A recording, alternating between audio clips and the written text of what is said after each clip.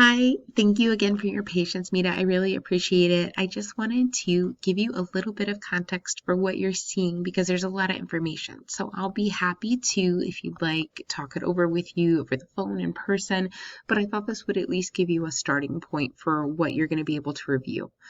My focus for the cruises that I've provided is to really work around the breaks. And so that's mostly Thanksgiving or winter break.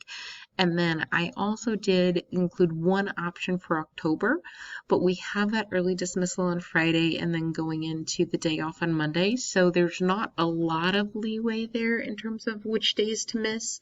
So I stayed mostly with that Thanksgiving Christmas time. But if you would like, I'm more than happy to quote different time periods. All right, so looking at those options, what you're going to do is you're going to see there are two 5-night options, and then there's going to be 3 7 nights here, and these are the ones again that November's and December's basically. There's one final alternative that I included that's going to be the 7-night, which will be in October. Now, I started off by in each of these locations or each of these quotes, sorry, providing you in essence as much as possible an apples to apples comparison.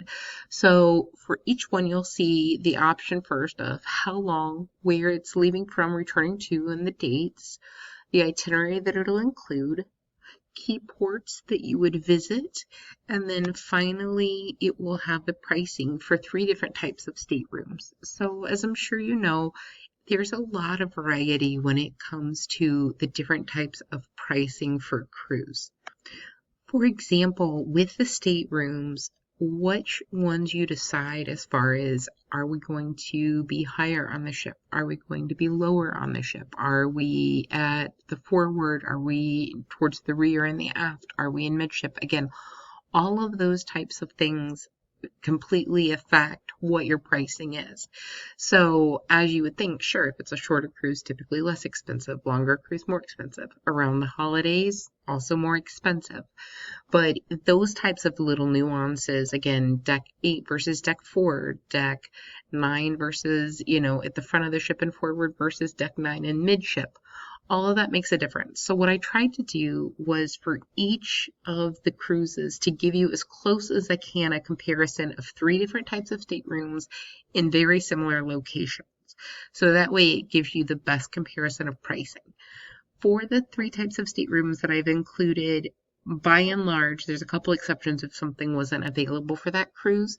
It's always for 2 adults, 2 children, and for the ages of the children who are traveling, it's pretty interchangeable, which is nice in terms of regardless of which family and which stateroom you're looking at, pricing will be similar for each. So the first one is going to be the Deluxe Family Ocean View Stateroom with veranda, then the Deluxe Family Ocean View Stateroom, and then finally a concierge level Family Ocean View Stateroom. And also, please excuse me if my voice is a little sort of awkward. I've actually been getting over a cold and I apologize. So I've paused a couple times, but if it's breaking at weird points, please forgive me for that. So the 3 different types of staterooms really are going to offer a good range of what you can see here. Now, there's still other options that I have included. Do you want an inside stateroom? Would you prefer to do smaller versus larger? So again, there's a lot of even further sort of detail that we can specify between these. But what I wanted to do again was give you a starting point to compare. And then once we narrow it down to maybe 1 or 2 cruise dates and maybe the type of room that you would or wouldn't prefer, then we can look very specifically at, okay, if we move you up a deck or down a deck, if we move you forward or backwards, just to give a little bit more of that detail once we have been able to narrow down. So for those 3 stateroom options, the Deluxe Family Ocean View Stateroom and the Deluxe Family Ocean View Stateroom with veranda, you can see farther down here there are descriptions of the different staterooms, so you can look at them a little more closely. The biggest difference there really comes down to, do you have a balcony or do you just have a large porthole?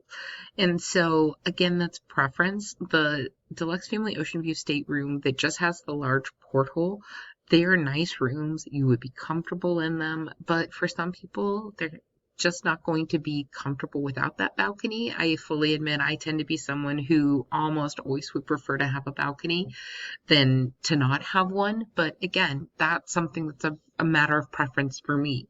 It's not something you have to or don't have to do.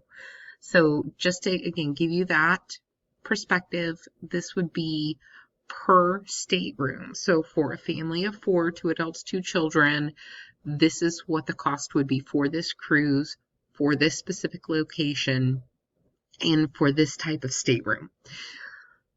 Then you can then basically flip through the other 5 nights, again, November versus December, and then in here we are looking at 7 nights. Now the 7 nights have either a Western or an Eastern Caribbean itinerary. The Eastern and Westerns are similar in that they both will stop at Castaway Cay, so it is Disney's private island and is just a super fun place. But otherwise, it will vary between the Western, which is going to be Cozumel, it's going to be Grand Caymans, and it's going to be a stop in Jamaica, whereas in the Eastern Caribbean, there you're going to go to the British Virgin Islands, the U.S. Virgin Islands, and again, Castaway Cay. So similar in terms of making sure that you are able to see Disney's private islands, but just different in terms of your other stops. Finally, I've also included some information about the Dream and the Fantasy. So the Dream and the Fantasy are the 2 ships which all of these itineraries fall under. And Dream and Fantasy are great ships. They're actually sister ships, so there's a lot of similarities between the 2. I've included some details just about both, but you'll find that these ships, even though there's a little more detail here about Fantasy than about Dream, are very similar. Sorry for that pause. So you'll find, again, that the Fantasy and the Dream are very similar overall. This just gives you a little bit of perspective about what they offer, how does dining work on Disney, which is really unique. Rather than one giant dining room, they actually have 3 smaller dining rooms, which are rotationals. That means each night you'll move to a different dining room with your family. It's just a nice way to have sort of different themes, different activities. It just feels a little bit more unique and a little less just kind of large dining space. And the other thing that's interesting is that your dining staff actually moves with you. So you'll still have that same staff every night. And then finally, in addition to the descriptions here for your ships, I have a little bit further down just a couple other things, including what are some of the youth clubs and activities that are included, what are some of the other bits of information that might be interesting regarding, sorry, let me scoot that down a little further, what's included on a Disney cruise. So for example, it's going to include all your entertainment, stateroom, it'll include your food as far as anything that's in the quote-unquote regular dining spaces. There are adult-only dining options, and those are additional charges if you choose to do that. It includes all the youth clubs, which is really, truly a big part of why people sail Disney. I mean, their youth clubs, the Oceaneers Lab and the Oceaneers Club are just spectacular. And a really great thing is too, is it's for kids ages 3 to 12.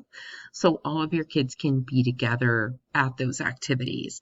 So that's a really unique thing. They also have like a Bibbidi Bobbidi Boutique, a Pirates League, and those types of things, the Bibbidi Bobbidi Boutique, the Pirates League, that's an extra service. But as far as just your regular kids club, all of the activities that those include, everything like that, those are all completely included. And then finally, I've included a description of Castaway Cay, what that is going to involve on Disney's private island, the different types of activities there. And then finally,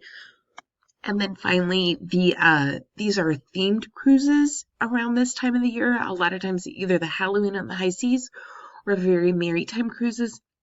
And this just gives you some brief descriptions of what that would include. So I hope that helps. Again, I apologize for my voice. If you have any questions, let me know, and I look forward to working with you and figuring out exactly what the right fit is, and then getting you guys all booked and start planning our next steps. Thanks again, and have a wonderful day.